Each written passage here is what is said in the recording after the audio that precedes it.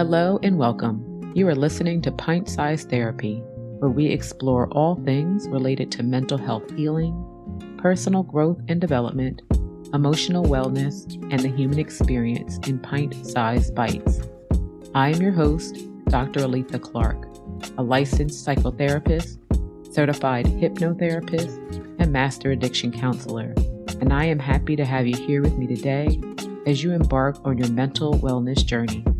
While I appreciate you tuning in, don't forget this podcast is informational only and is not a substitute for seeking out your own mental health counseling with a licensed professional.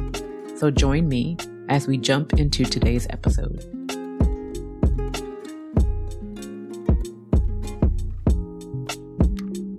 Welcome back, and thank you for joining me in our part 3 of our series on codependence. So far, we've explored what codependence is, how it develops, and the traits and red flags that show up, especially in romantic relationships. Today, we're going to talk about the cost of staying in those codependent patterns, because while codependency may look like love and devotion on the surface, underneath it often comes with deep exhaustion, resentment, and a loss of self.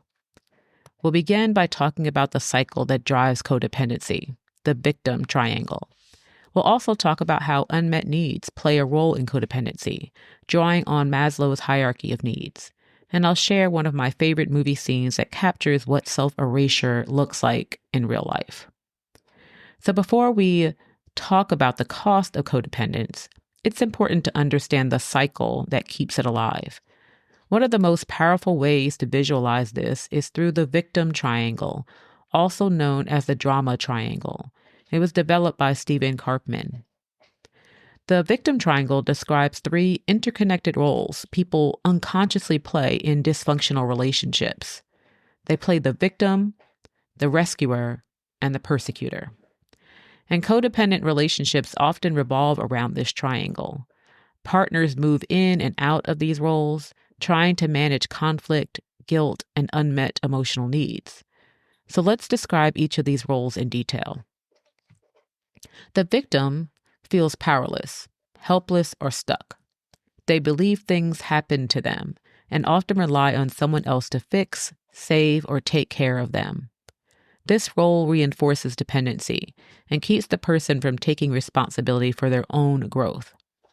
Their inner belief says, I can't do this without you.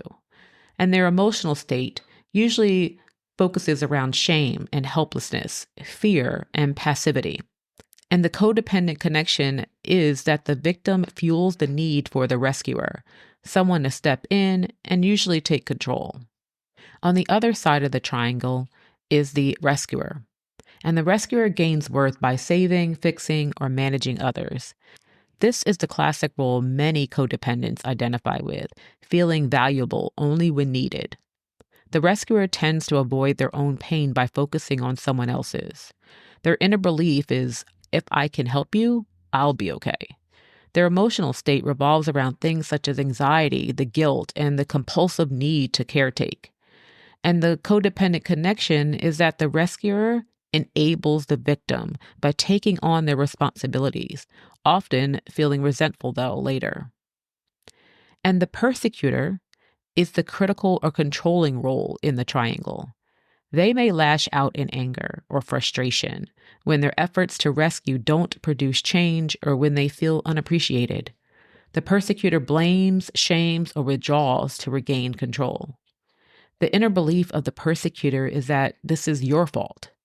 Their emotional state is usually anger, defensiveness, or superiority, masking fear of vulnerability. And the codependent connection, the persecutor, they keep the cycle going by recreating the same power imbalance in reverse, dominating rather than rescuing. So codependent individuals rarely stay in just one role. They often rotate between all 3, depending on the situation and the emotional triggers. For example, a codependent partner starts as the rescuer, fixing and managing everything. When their efforts go unnoticed or fail, they feel resentful and shift into the persecutor role, criticizing or withdrawing. And after conflict, the guilt sets in, and they slide very easily into the victim role, feeling misunderstood or even taken advantage of. And then the cycle repeats. This rotation keeps both partners stuck, feeding off each other's unmet needs rather than addressing them directly. So let's kind of imagine a couple, Maya and Chris. Maya often feels anxious about Chris's lack of motivation and steps into the rescuer role. She often reminds him about his bills, organizing his schedule, and offering constant advice. Chris, meanwhile, takes on the victim role, feeling incapable and dependent on Maya to make things work. Eventually, Maya becomes exhausted and frustrated. She lashes out, saying, "I do everything around here. You don't even try." That's the persecutor role emerging. Chris then feels attacked and hurt, responding with, "You're always on my case. I can't do anything right," which reinforces his victim identity. Moments later, Maya feels guilty for being too harsh and rushes back into the rescuer role, apologizing and taking on even more responsibility and completing the full triangle. And both are trapped. Maya's worth is tied to rescuing. Chris's identity is tied to being rescued, and neither gets their real needs met. You can think of the victim triangle like a carousel that never stops spinning. Each horse on the carousel represents one of the roles: victim, rescuer, and persecutor. At first, you might hop on the rescuer horse, trying to save or fix someone. But before long, guilt, exhaustion, or resentment push you toward another horse, maybe the persecutor, where anger and blame take over. Then after the argument, you slide onto the victim horse, feeling powerless and guilty. Round and round you go. Different horses, same ride. It can feel dizzying, familiar, even addictive, because it mirrors emotional patterns you may have learned early in life, that love and control are intertwined. And stepping off the carousel doesn't mean abandoning the people you love. It means realizing you can't heal by spinning faster. You heal by learning to step off and find your balance on solid ground. So let's take a few minutes just to reflect on this victim triangle and how it might show up in your relationships. Which role feels most familiar to you? The victim, the rescuer, or the persecutor? And when do you tend to shift roles? For example, do you move from rescuer to persecutor when you feel unappreciated? Or from victim to rescuer when you fear losing someone? How does each of these roles serve you? And what does it actually cost you? And what might it look like to step out of the triangle entirely? If you're kind of journaling along with this series, I want you to write down your answers or even sketch your own version of this triangle. The goal isn't judgment, but it's awareness.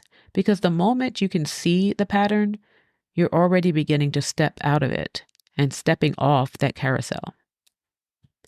So let's jump into the hidden costs of codependence. When we live in codependent patterns, there are always trade-offs, even if we don't recognize them right away. We experience a variety of things. We go through emotional burnout, constantly focusing on your partner's needs while neglecting your own, which leads to depletion. You feel emotionally drained, get guilty for even wanting to step back. What about resentment? The longer you silence your needs, the more frustration builds. You might find yourself angry at your partner for taking so much, even though you rarely gave them the chance to give back. And even identity erosion. Over time, you may begin to lose sight of who you are outside of the relationship. Your hobbies, dreams, and opinions fade, replaced by the identity of caretaker, fixer, or peacemaker. And staying in cycles of unhealthy love. The deeper the codependence runs, the harder it feels to leave, even when you know the relationship is unbalanced or harmful. And while we often talk about these hidden costs in the context of relationships, such as intimate ones, we also need to recognize that these codependent patterns also show up in other relationships, They can show up in relationships with coworkers, family members, even our children sometimes. A scene that beautifully captures this identity erosion comes from the movie Runaway Bride. Julia Roberts, her character Maggie, she has been in so many relationships where she shapes herself to fit her partner that she doesn't even know who she is anymore.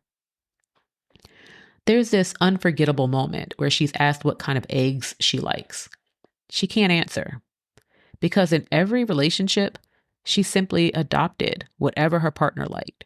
Scrambled, poached, fried, it didn't matter. Her identity was so enmeshed with others that she literally couldn't name her own preference for something as simple as breakfast. That moment is a metaphor for codependence. When we give up our needs, our opinions, or even our preferences for the sake of keeping someone else happy, we erase ourselves. It may seem small, but it's symbolic of the larger cause, losing touch with who we are at our core. I want to take a pause again just to reflect on these hidden costs. Where in your life do you feel depleted from overgiving? In what ways has codependence cost you emotionally, physically, or even spiritually? Are there areas of your identity, your likes, your dislikes, your dreams, or your values that you maybe put aside to maintain a relationship? Take a moment to think about your own eggs, those little preferences and truths about yourself that may have been hidden or lost. One helpful way to understand the cost of codependence is through Maslow's hierarchy of needs. If you're not familiar, Maslow described human needs in levels, like the shape of a pyramid, starting with basic survival, like food and shelter. That was at the bottom. And then we moved to the next level, which was safety, and up to love and belonging, to esteem, and finally, self-actualization. For many people stuck in codependent patterns, the need for love and belonging takes center stage. The drive to feel connected, wanted, and needed becomes so strong that other needs like your safety, your esteem, your personal goals, they get pushed aside. So think about it. You might sacrifice your safety emotionally or even physically just to keep the relationship going. You might compromise your esteem by tolerating disrespect, neglect, or even betrayal. You might abandon your path towards self-actualization, which are your dreams, your creativity, your purpose, because your entire focus is on the other person. When love and belonging are prioritized above all else, it can feel like survival depends on keeping the relationship intact. And that's where codependence takes its deepest toll. It convinces us that we cannot exist or even be worthy without the relationship, even if it costs us everything else. When we think of codependence, many of us picture someone who is clingy, needy, or visibly dependent on another person. But there's another version that often flies under the radar, and they are the high-functioning codependent. High-functioning codependents are independent, successful, and capable. They're the ones who look like they have everything together, thriving careers, busy schedules, and a reputation for being reliable and competent. On the surface, they don't seem dependent at all. But here's the difference. Their sense of worth is still tied to being needed. Instead of showing up as helpless, they actually overfunction. They're the ones who solve every problem, anticipate everyone's needs, and become the glue that holds relationships together. Their independence masks the fact that deep down, they're still defining themselves through how much they do for others. So what does high-functioning codependence look like? It's usually over responsibility. They take on everyone else's burdens without even being asked. What about perfectionism? Believing they must always perform, achieve, give at the highest level to be loved. They also have a difficulty receiving themselves. They feel uncomfortable when someone tries to care for them or meet their needs. And their exhaustion is without vulnerability. They manage everyone else's crisis while never admitting to their own struggles. So imagine a partner who works long hours, keeps the house running, pays the bills, and anticipates their spouse's every need. For the outside, they look like the picture of strength and reliability. But inside, they may feel resentful, unseen, and afraid that if they stopped doing so much, the relationship would fall apart. Or worse, they would no longer feel valuable.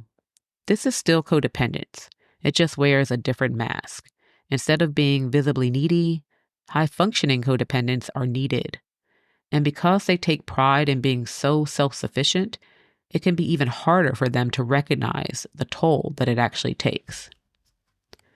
So, ask yourself, do I only feel worthy when I'm holding everything together?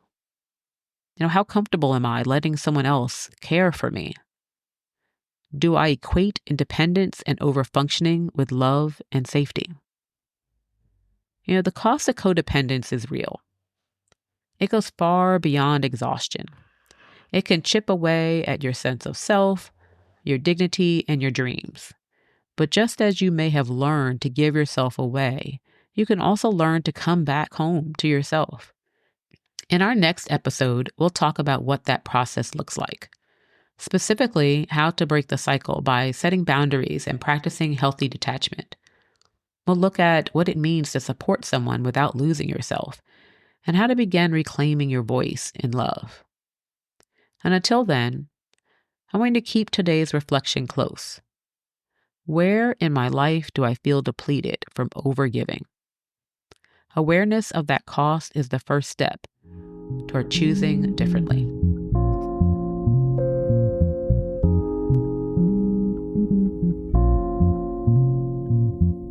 As always, thank you for joining me today on Pint-Sized Therapy. If you found this conversation meaningful, I invite you to leave me a comment, like, subscribe, and share with your family and friends. Come visit my website at pintsizedtherapy.com and my Etsy shop at pintsizedtherapy.etsy.com, where you will find resources to accompany our various discussions and encourage you to continue your wellness journey. Once again, I am Dr. Aletha Clark.